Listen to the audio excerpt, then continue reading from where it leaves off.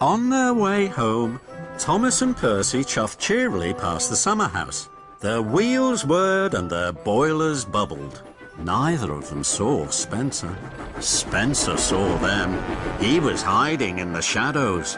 Once they had passed, he slid silently out of the siding. I'm going to find out what that tricky tank engine is doing. It's time for Steely Spencer to hunt for clues.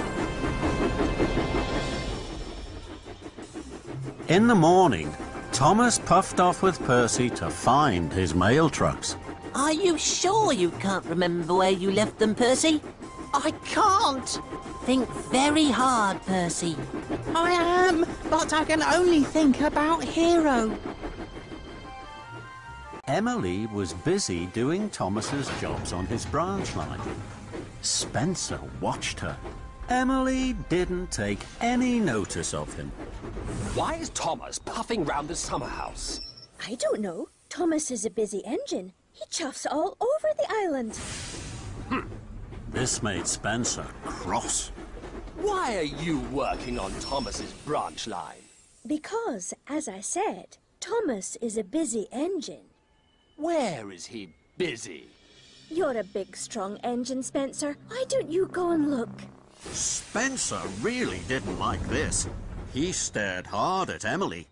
Spencer stared so hard, he didn't see Percy and Thomas puff by on the upper track, nor did he see Edward huff by with a flatbed of engine parts for Hiro.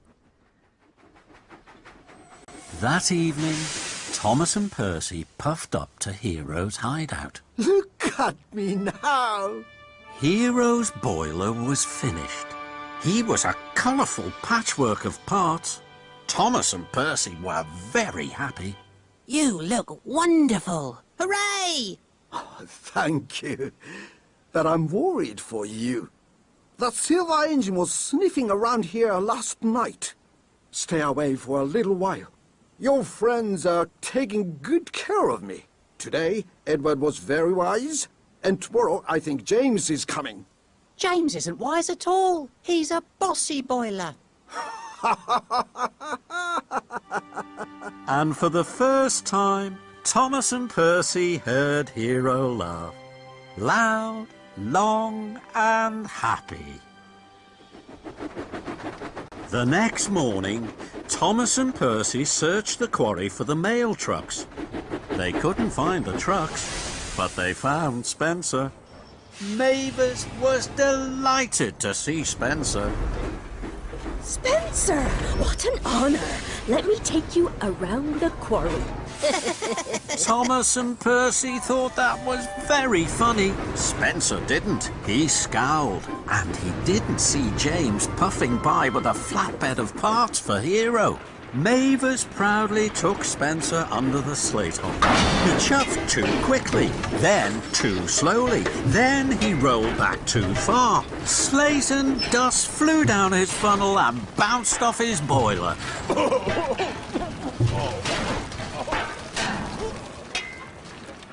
Later, Thomas and Percy were taking on coal. Emily chuffed by. She had a flatbed of old parts for Hiro. Emily was very excited. Good luck, Emily! Then, Thomas saw Spencer.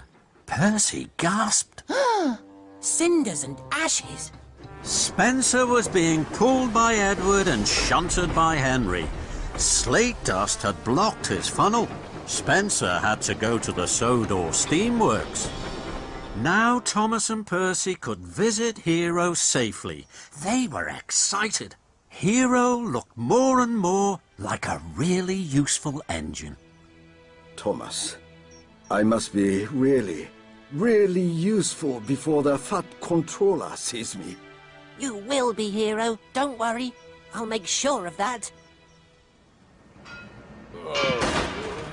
Listen, Spencer. Looking miserable doesn't get the job done any faster. Tomorrow you will be fixed. Come on, give me a smile. Just to show me you can. Thomas and Percy puffed in. Oh! Oh, Kevin! Then Victor saw that Spencer had closed his eyes because of the noise. Victor winked at Thomas. No problem, Kevin. Those hooks can be slippy. You're doing a good job, Kevin. Keep going. Oh! Stop that noise! Please! No! And Thomas chuffed carefully away from Spencer and off to Hero with his new parts. Hero, what do you think about when you're alone? My home. Since I have been talking to you and your friends about it, I miss it more than ever. Thomas understood how hard it must be for Hero to be away from home. He wanted to cheer him up. Tomorrow, Percy is going to puff across the island to get the last part we need for you. Then you'll be ready. You won't have to be alone anymore. Thank you, Thomas. You understand me well. That night, the Fat Controller was waiting for Thomas at Tidmouth Sheds. He was cross. Thomas, the mail trucks are still missing. Spencer is at the Sodor Steamworks. The building materials for the summer house are stacked up at the docks. And you're not working on your branch line. What is going on? I'm sorry, sir. Tomorrow I will make sure everything is put right. Tomorrow, then, Thomas. Don't worry, Thomas. Tomorrow, Percy will get the last part Hero needs. We'll all take it in turns to guard Hero. Tomorrow, it will all be all right. Don't worry. Oh, thank you. Dawn broke across the island of Sodor. Spencer was back on the tracks. Today, I will find out what tricky Thomas is up to. Spencer was looking for clues. He looked behind bushes. He steamed down sidings and puffed closer and closer to Hero's hiding place. Suddenly,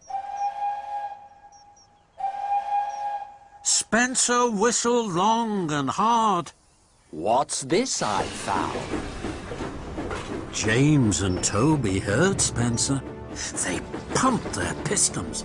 Rattle my rods. I found Percy's mail trucks. These must be part of Tricky Thomas's tricks. Suddenly, James and Toby steamed out. Spencer had puffed too close to Hero. James blew his whistle and Toby rang his bell. Together they chased the mighty Spencer down the track and away from Hero.